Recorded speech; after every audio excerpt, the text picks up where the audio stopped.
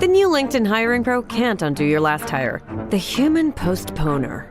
They were the master of one phrase. I'll circle back on that. But 3 months later, you were the one doing all their work and wondering how big that circle is.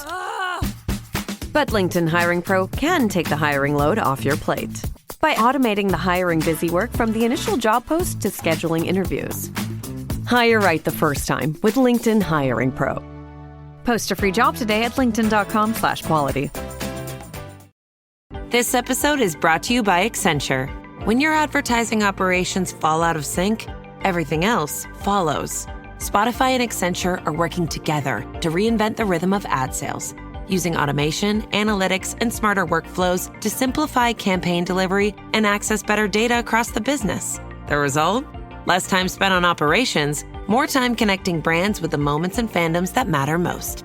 Learn more at accenture.com/Spotify.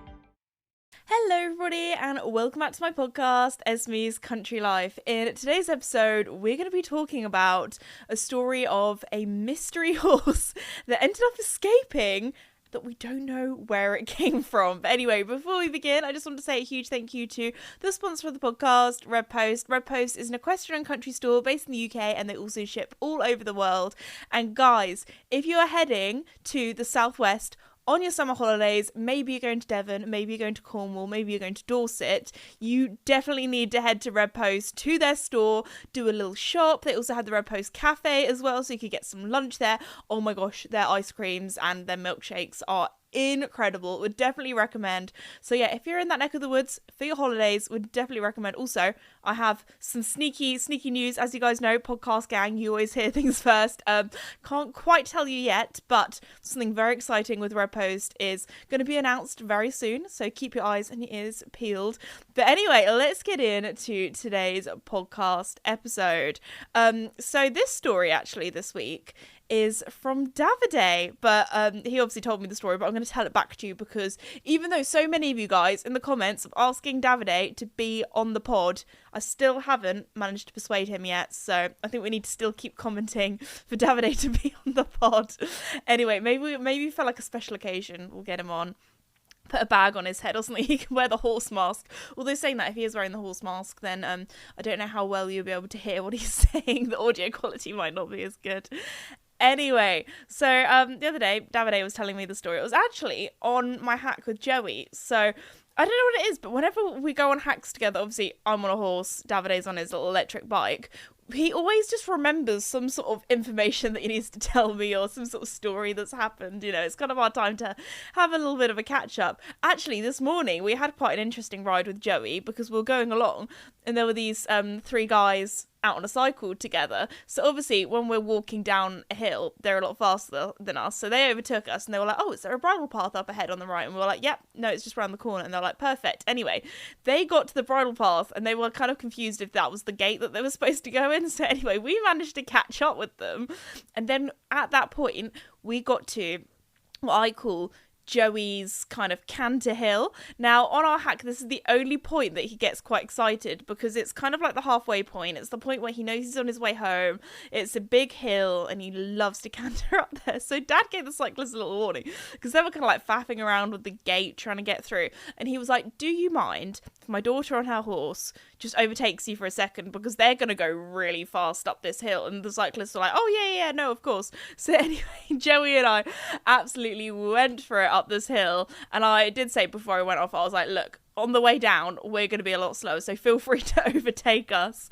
So anyway, they did overtake us in the end, but luckily I was on Joey rather than Casper because Casper is the type of horse where he gets a little bit confused sometimes, and if he sees some cyclists up ahead, he thinks it's my dad, he thinks it's Davide, and will want to try and like keep up with them or catch up with them.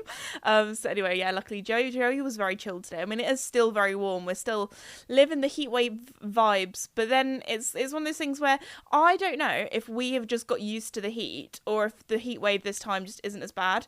I think we've got used to it. Like the horses, they seem all fine with the heat. I'm all right with the heat now. Like it's not too bad. We're getting there. Anyway, back to what I was saying. So on a little ride, Davide was recalling the story for me, and I was like, oh my gosh, this would be such a good story for the podcast. So if you didn't know, Davide, his normal waking up time is somewhere between 4:30 and 5 in the morning. recently, especially in the heat wave, he has been getting up early, getting stuff done before it gets too hot, and having a little nap at midday.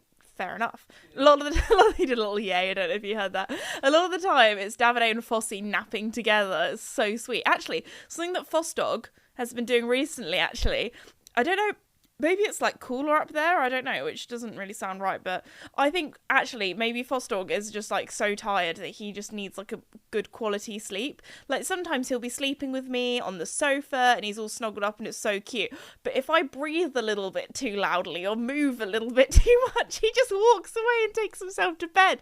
He kind of like looks at you like, come on now, I'm trying to sleep, why are you just existing near me? So recently, instead of going to sleep in his dog bed downstairs, he's been taking himself upstairs to bed and has been sleeping on my mum and dad's bed, which is so funny because at my house he knows he's not allowed upstairs. Maybe I'm a bit more of a strict dog mum, but also Davide pointed at me like, yes, you are a strict dog mum, but I've got, you know, I was gonna say nice new carpets. My carpets are 4 years old. It'll be 4 years. Wait, 4 years? It'll be 4 years that I've lived in the cottage in October. Okay, they're 3 years old, the carpets. So I want to, you know, I want to keep these carpets nice and clean upstairs. So Fosdog knows he's not allowed upstairs because often, like, if we come back from a muddy walk or he's been outside in the garden, all that kind of thing, at mum and dad's house, he is like the spoilt dog grandchild. That's what he is. So I know most people would be like, that's so naughty, I can't believe he's gone upstairs and is sleeping on the bed. But that's what he does when he stays around at his grandparents' house. Actually, no, he does sleep in his own little dog bed basket, because if he was to sleep in bed actually with my mum and dad, he would definitely do a little huff and a puff and walk away being like, I can't believe you're existing near me. He does like his, you know, personal space sometimes, so he does like going in his little dog bed. But anyway, so yeah, he's been sleeping upstairs recently. I don't know, can't even remember what I was. I really gone off topic here. I've gone so off topic that I can't remember why I was talking about Fosdog. I know I was talking about the story that Davide was telling me. Was it to do with sleeping? What about sleeping? You sleeping? Oh yeah, sorry, Davide. He has a little nap with Fosdog, and they sometimes curl up together, which is very cute. But anyway, back to Davide's story of him getting up at like 4 a.m. So he has recently at 4 a.m. been going for, you know, a little drive because it's before like everyone's awake. So he goes out in a little classic car, goes for a little drive. And the other day he was driving around by the asparagus farm. Now, I'm gonna say the asparagus farm because the chance of the person listening is probably not at all the owner of this horse. But if you are listening, then you know. Well, you never know. Horse world is a small world. But if you are listening, or if you know of this horse or this person, then there we go. It was my dad who was the strange man that trespassed onto someone's land, but we'll get to that. So Davide driving along, and he sees a horse in the middle of the road, up in the distance, near where the asparagus farm is. Now, obviously, Davide knows a lot about his horses. So to describe the horse, it was a young horse. It was a girl horse. It was probably about 14 hands, bay. Now, there were two kind of red flags that was on this horse. Number one, this horse had some sort of vet wrap on it. So he was like, this horse is probably a little bit accident prone, and probably that's probably why it's just out in the middle of the road. This horse is probably a little bit of an escape artist, a little bit of a tricky one, also a young one. So you know what young horses, I mean horses in general are just a little bit silly sometimes, do silly things, but the young ones even more so. Joey's only just started to, you know, grow up and he's 12 anyway. And then the other thing that was like a little bit of a red flag of this horse was it had kind of like a fly rug neck on, but it didn't have a fly rug on. So it just had like this little bit of mesh fabric around its neck. And Davide just looked at it and was like, what have you done here? What sort of mess have you got into? Now, you got to imagine this is a little kind of country lane. And Davide knew that going back from the way he came, there wasn't any gateways there, not really any farms. It was just, you know, asparagus fields, all that kind of thing. So he thought, okay, I'm going to go in the other direction because hopefully that's where there's somewhat more civilization. So and then he was like, oh, this horse doesn't really have like a head collar on either. So he just started walking, was like saying to the horse, oh, come along then. And the horse just followed him. Obviously, very friendly horse, just, you know, looking for some potentials. Don't know what it was looking for a good time by the sounds of things. So Davide then was doing Liberty with this horse that didn't know him and was following him along, and then it came to like a little kind of stables, like a little kind of stable courtyardy kind of thing, and the gate was open. So Davide was like, this must be where the horse is from, because number one, the gate is open, and also number two, it looked like this horse had made a right old mess everywhere, because there was like feed bags and things like that, and he was like, oh, I think this is where this horse has got into. It's probably had a little bit of a party overnight. And you know what? That is exactly the sort of thing that Joey would have done when he was 5. And that is why Joey does not have outside nighttime privileges anymore. We did try again, now he's older, but he got the privileges taken back away. My horse was there. Yeah, well, actually, it was just Joey, really. He's a bit of a silly Billy and does silly things. And yeah, anyway. So Davide was there on someone's land with someone's horse, and he was kind of like thinking, I can't really go and knock on the door of someone's house because it is 4 or 5. By this point, it was probably nearer 5 in the morning. But he was like, it's 5 in the morning. Can't really go and, wake someone up, because he could see kind of in the farmhouse, all the windows were open. So people were probably, asleep at home. And then a lady came in and was kind of a bit like, what are you doing here, mate? And anyway, he just recalled the story about how, managed to find the horse, that kind of thing. Good thing Davide was horsey as well, because if you weren't horsey, then don't know what you would have done, really. Maybe the horse would have followed you. It seemed like a very friendly horse. Anyway, the lady then went, oh, that's Bambi. Bambi's just doing Bambi kind of things, all that kind of thing. So anyway, if you keep a horse called Bambi nearish where I am, near some asparagus fields, then there we go.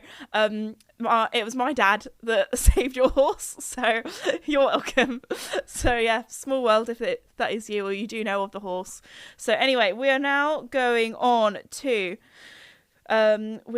comment of the week. I don't know why I did a little weird song for that. Comment of the week. So actually, a lot of people are still asking if they want to enter comment of the week, where can they enter? So I always choose comment of the week from Spotify. That's why we also have the video version of the podcast. So go and check it out.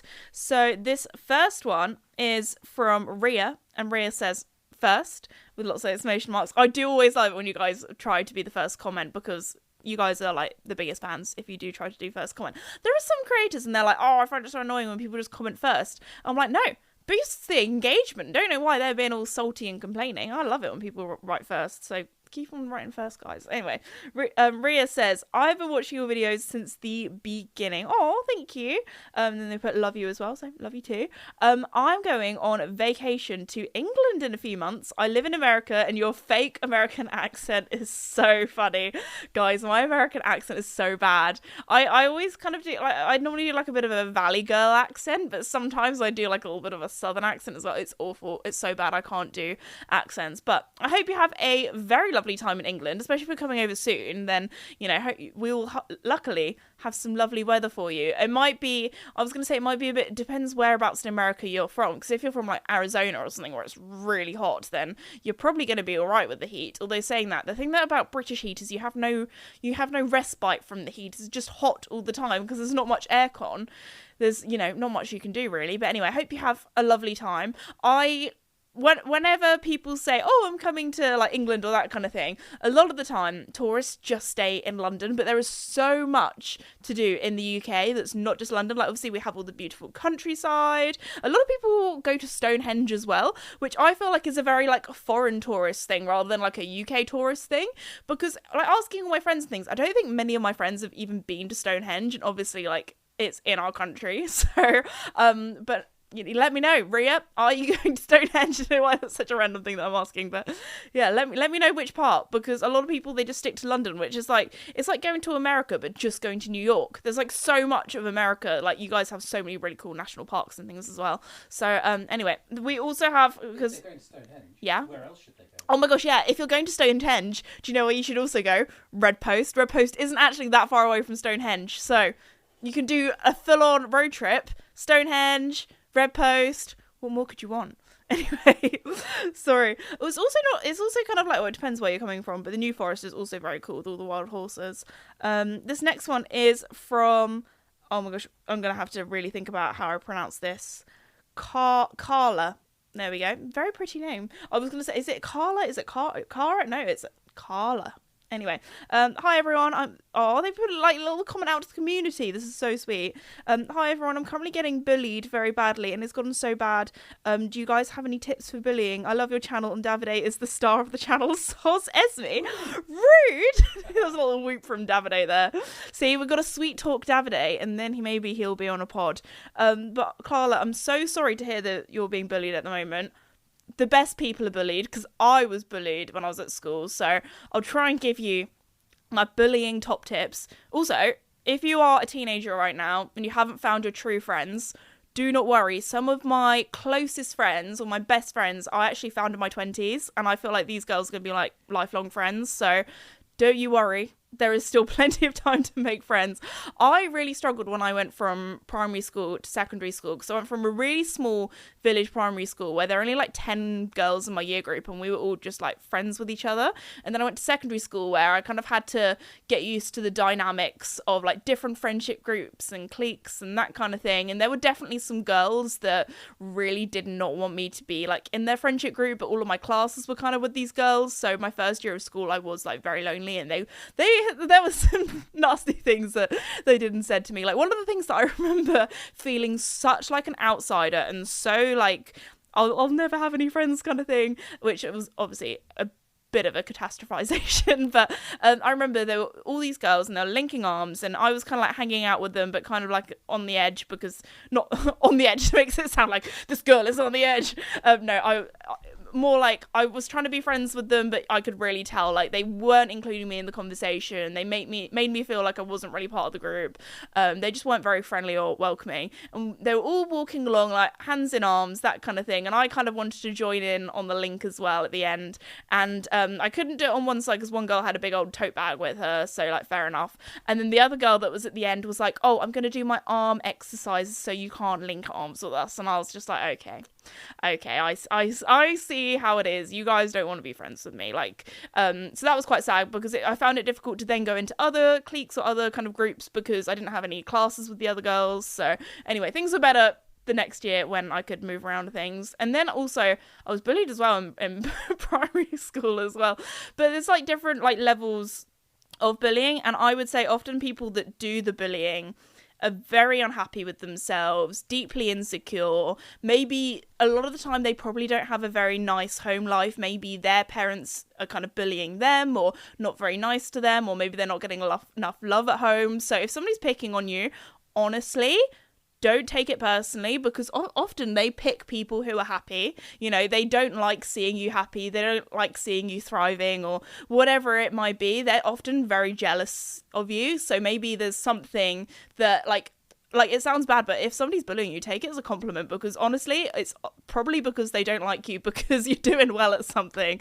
Maybe they think that you're really pretty, or maybe you're really clever at school and doing really well in your exams or that kind of thing. Like, there's probably something, or maybe, yeah, so honestly, like, the best thing that you can do, if it's like, obviously like there's different levels of bullying. Often with girls, it's very much kind of like catty, snide remarks, just like little things. Like, I remember on non-uniform day being really proud of my like non-uniform outfit. Like, I really like my outfit and that kind of thing. I remember one of the popular girls kind of like, you know, when they kind of do like the look down and the look up, and she was kind of like, oh, I can't believe you decided to wear that for non-uniform day. Or like, it would be like very like sarcastic, backhanded compliments, like, oh, I love your pencil case, it's so cute, like that kind of thing. But you could obviously tell they hated it and they were like trying to make fun of you. Do you know what I mean? Like, there was a lot of like little catty, snide remarks, that kind of thing. So and obviously, like, every day it can really bring you down a little bit. The thing that really worked with me was because I also saw a lot of these like more, I was going to say popular girls, they were just mean girls really.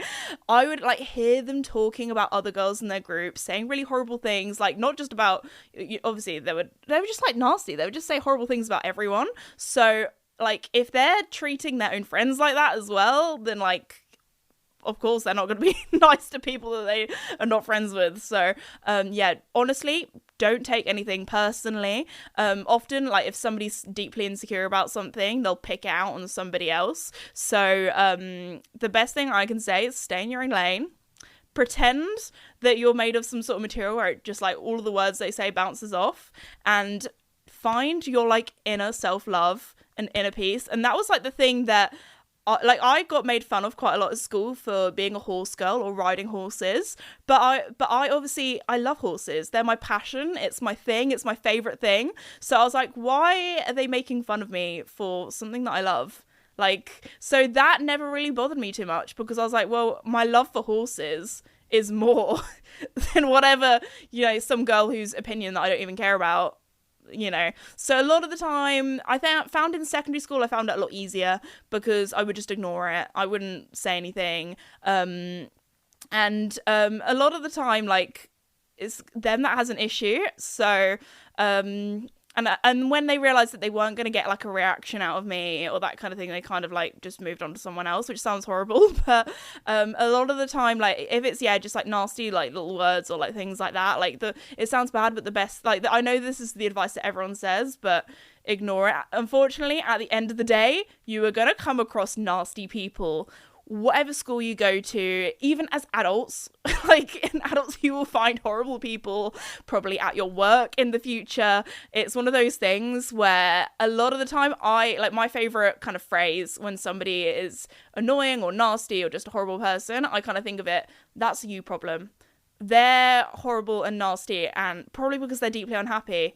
So, and they want to bring others down. They want to make everyone as unhappy as them. So I kind of think that's a them problem. They're obviously projecting. They're obviously trying to bring everyone down. So, obviously if the bullying is physical and a lot more serious, I would definitely recommend telling a trusted adult. If you're at school or high school, if maybe there is some people in grades or years above you that you know and trust, then maybe chat to them, because, there's often, like at my school, they did a thing where they did like a little buddy system. So some of the sixth formers or the older students, they would kind of be like a representation. So we had like obviously like a head girl and a head boy. So if you can go and find those sort of people, maybe somebody on your student council, and have just like a little chat to them, like they might be able to help stand up for you. Or like sometimes it is tricky, like speaking up, like it can like make things worse, so it is tricky. But if you have some friends, chat to them, like all kind of like just being in it together. So yeah, it's one of those things where obviously take all of my advice with a pinch of salt. It really depends on the situation and what you're going through. But anyway, that is my advice for you.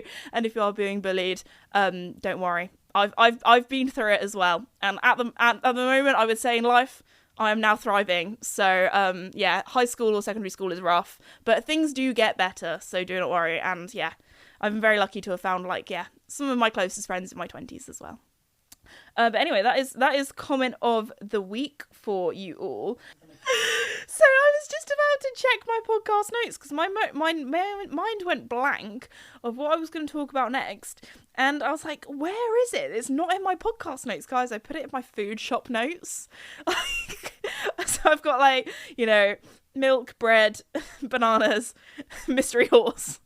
So yeah, that was a bit of a silly dyslexic moment for you all. But I am quite an organized person. Like I'm quite good. Like if I run out of something, like kitchen cleaner, all that kind of thing, I'm very good at writing it down in my little food shop notes on my phone. Anyway, next I'm going to talk about double gangers, guys, because I don't know if anybody else has this as their friendship group, but every now and again we will see somebody out in the wild and we're like, oh my gosh, does that person not look exactly like someone we know? So we have on our group chat, we have a little folder of pictures of random people who look exactly like someone we know. So for example, examples include the other day walking around in London, big poster on a shop, like advert, that kind of thing, looked exactly like my friend's boyfriend. Like I was like, this is freaky. So obviously took a little snap, put it on the group chat. I was like, guys, we've got another one for the double gang folder. So anyway, this probably sounds like really creepy, because the other day I was in my gym and I saw this lady and she looked exactly like my friend's mum. So much so, I had to do a double take. Okay, she was like a slightly older, slightly fatter version of my friend's mum. So I felt bad. I was like, guys, I found my friend's mum. But like, I was like, does your mum like have an older, like fatter sister or something? Because I was like, honestly, at first I was like, whoa, what are you doing here? So obviously I could not be a creep and take a photo of her in the gym, because number one, taking photos of people like in public is weird. Like, it's a bit on the edge. I am that sort of person where, obviously, if you go back and look at some of my old videos, didn't really quite know this when I was like 16 or whatever when I first started YouTube, but nowadays I'm very conscious of trying not to get people's faces in the background, especially on like short format content when people just go up and interview random people without their consent and they're like, I don't want to be in the video. Like, that is so bad.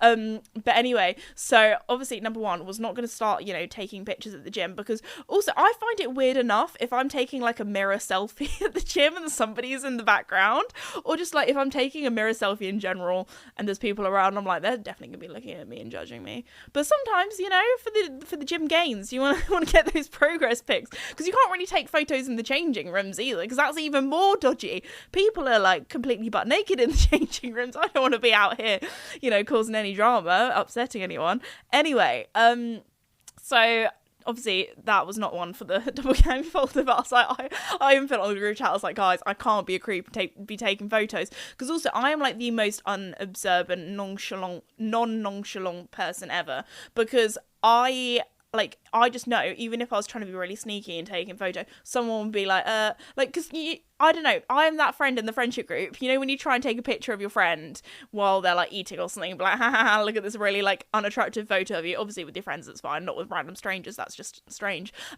But all of my friends, they know straight away. They're like, are you taking a photo of me? I'm like, oh, no, they've caught me once again. I'd be a rubbish spy because I just can't do anything subtly. I also probably talk a little bit too loud in public when I'm chatting with my friends, but so sometimes I do think, like, I have a conversation with my friend out in public, you know, like, you know, a girly brunch, you're all catching up, you're probably going into a bit more details and things that you probably wouldn't want, like, you know, people on the table next door, and we're chatting along and I'm like, oh my gosh, if anybody recognises me, and they've been hearing about the sort of conversations and things we've been saying, it's always like, whoo. Like, if I ever get recognised in public, and somebody comes up for like a photo or something, like afterwards, I'm like, oh my gosh, what have I been talking about for the last hour? Because I really hope it wasn't anything too TMI, you know, if they've been like listening in. So anyway, that is one thing that with my job that I have had to, you know, be a little bit more careful with. Anyway, back to what I was saying. Oh yeah, double gang. Honestly, one of the funniest stories I've heard was a friend of a friend was at the gym and saw someone that looked exactly like him. Like, I'm saying they were twins, so much so that he was like, I'm gonna have to go up and say hi. Like, normally you don't really, like, in British culture, you don't really talk to strangers very often, you know. It's just like, it's kind of just a bit weird. So anyway, he went up to this guy and was like, I'm sorry to interrupt you, you look exactly like me. Like, imagine if that other guy was thinking, mate, you are ugly. Imagine if he was like, you saying you look like me? No, thank you. Well, it's so much so that they got a selfie together because they just like could not believe how similar they looked, which I thought was really funny. So let me know in the comments if you guys have any doppelganger stories, because I would find that very funny. I feel like we've talked about doppelgangers before on the podcast, because the one that I get most is Elle Fanning, who plays Aurora in Maleficent, which Davide was saying I was boasting by saying that. I mean, she is very pretty, but I would say like younger Esme, when I had my more like bleach blonde hair, like definitely younger Esme, I think looked a bit more like her. But anyway, let me know who you think I look like. I would love to know. Next up, I thought I'd do a little Mimi update for you guys, because oh my goodness, in the last couple of days, I don't know what's happened, but my dark bay horse has become, I was going to say a bright bay. She's not quite a bright bay because she's not got orangey undertones. She almost looks like she's like half done. Like she's got some dun in her, which actually is quite interesting. Like the bit where her flank is, that's always been like a kind of more biscuity, lighter colour as well. But honestly, I think she's got like bleached by the sun, because she's looks so light. Like there are some clips where you look at her, especially when I've bathed her and I've washed her down, she literally looks like she's the black horse because she's so dark. Like in the winter, she honestly looked like a black horse just like a little brown nose. But she's suddenly lightened up. I don't know what's happened. Like, it's obviously the sunshine has kind of like bleached her, but it's just like, it's the way it's happened only in like a few days. Maybe I only just noticed it. But anyway, she looks very different. We did another little trip to the water treadmill again last week. We're going again this Friday as well. So, lucky girl. I tell you what, the water treadmill has been really helping. Like, we've done the last kind of 2 weeks, we've been really working on her flat work, building up those muscles, doing a lot of hacking as well. We've actually had a little break from jumping for 2 weeks, not really on purpose, just my trainer was really busy, and then Davide, who is my horsebox driver, although actually technically I'm now insured on the new horsebox, I just need to know how to drive it. I just need to be brave and do that. It'll be fine. I'll go out without a horse first. I think that's probably a good idea. Also, I haven't driven manual in a little while, but it's fine. I drove manual for like 3 years before switching to automatic, so I'll be fine. It's like riding a bike. You just remember it, don't you?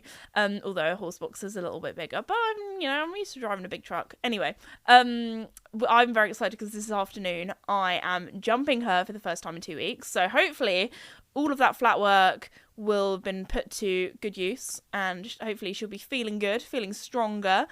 But anyway, that is my little update on the week for you all. Also, just a little PSA, little news flash. If you want to know about all of my meet and greets for the rest of the year at the moment so far, oh, actually, no, there's some others that I haven't announced yet. But I'm going to be at Aachen for the FEI World Championships. So see you there in August in Germany. Very, very excited for that. So if you see me, come and say hi. I'm also going to be at Horse of the Year show. It's not long now until tickets for my meet and greet will be out, so again, keep your eyes peeled for that. And I'm also going to be at the London International Horse Show this year as well, so am I not allowed to say that one yet? Details to come. I will be there. Can I tell you what days? No. Podcast gang, you hear things first. I am actually probably not allowed to say that I'm going yet, but anyway, keep your eyes and your ears peeled for that one. Davide's like, can't be asked to, he's not going to be editing this out, so you're going to know. I just know how Davide works. But anyway, so yes. Anyway, any more information and more details about my meet and greets is on my website, thesesme.com. Thank you so much again to Red Post for sponsoring the podcast. Go and get all of your equestrian needs at redpostequestrian.co.uk, and I'll see you guys next week for more podcast episodes. See ya. Bye.